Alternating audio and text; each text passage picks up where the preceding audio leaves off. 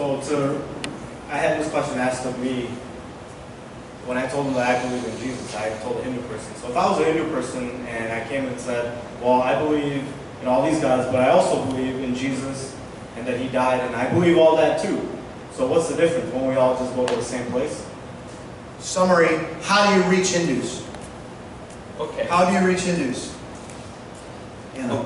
Okay. Anna Crystal. Come on. Now we're breaking character. Yes. Okay. Yes. I would suggest that there are different kinds. There are different kinds of Hindus, like you can see in Acts 14, where Paul and Barnabas, they prayed for somebody, that those people were healed, and then the local people wanted to worship them.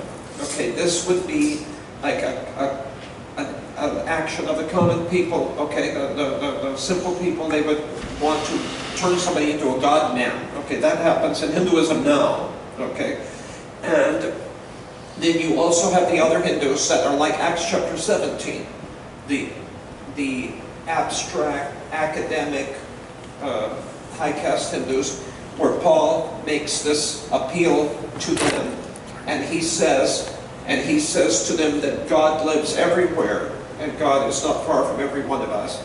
But then when Paul comes to the resurrection, that Jesus has risen from the dead, at that point they laughed at him. And Hindus will probably do this often. That's what they have difficulty to accept. Okay.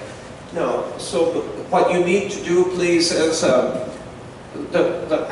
statements that have been made about the Bible being reliable. This is very valuable, but you have proof that the Bible was written during the lifetime of the people who knew Jesus Christ, and by people who saw Jesus Christ. For examples, John 19, John says, I was there at the cross when Jesus died. I saw the blood and water separated come down the side. I saw this with my own eyes. And he makes a big deal out of that, because it's only after you've been dead for a while that the red part of the plasma of your blood separate like that. That's proof that Jesus really did die on the cross. Also, 1 John 1:1, what we have seen, what we have heard, what our hands have touched, that's what we testify to you. Peter says, we didn't make this up. We were there on the mountain of transfiguration. We saw Jesus with our own eyes. And he's making a deal out of that because he's contrasting himself with the people he's writing to. And he says, you haven't seen him, but you believe in him and you love him. Okay? See, that's the point, that he's an eyewitness, but they aren't. Okay? So that's good. And then another one is 1 Corinthians 15 about the resurrection.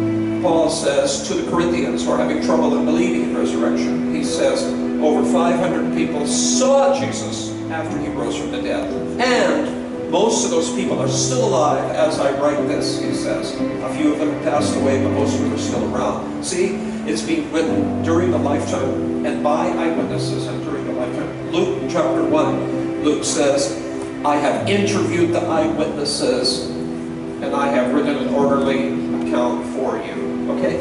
So this is not stuff that somebody dreamed up later, centuries later, about Jesus. This is immediate. This is people who knew him. And this Hinduism doesn't have. Hinduism's books are written centuries or after the events that they pretend to describe. And you have these wild stories, okay, that are in the Ramayana, Mahabharata, you have wild stories of abduction and rescue and Ramayana. Whereas in the Bible, you have abduction and rescue story also. But it's Genesis chapter 14, Abraham's, Lot, and they are all kidnapped and carried away, and Abraham goes and rescues them and brings them back. First Samuel chapter 30, David goes back to his camp and finds that the Amalekites have plundered his camp and sold all the women and children and everything, and they go and rescue and bring everybody back. See, but it's a straightforward, down-to-earth, regular story because it's written in a place where literacy existed very, very early and where they could write things down early, soon after they happened. Not centuries later, okay, after they passed by word of mouth for hundreds of years. Okay, the Bible does have great reliability. Also, another thing for you is to talk about Jesus. Nobody else has anything like Jesus. There's nobody reaching out to the whole world except Jesus Christ.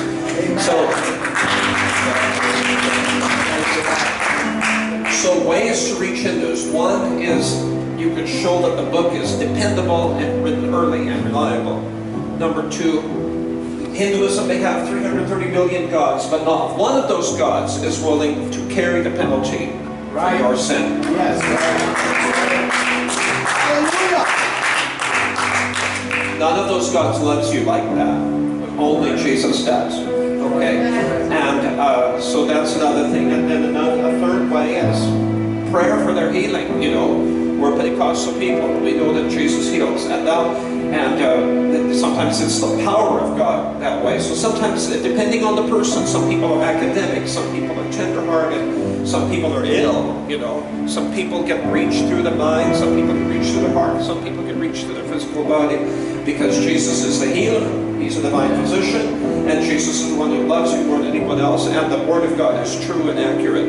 And so in all of these ways, and you have said so many excellent things already here at the beginning, the first response that was made to me about one that was very good is you want to reach nirvana, but that is to be absorbed in also. But we can just have Holy Ghost, okay?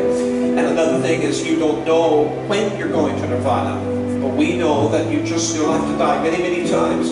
You can die once, and then you can be with Jesus Christ, okay? And so that's another opportunity. Wow. Brother Sism, you are a wealth of knowledge on this subject. I thank you for coming. Namaste.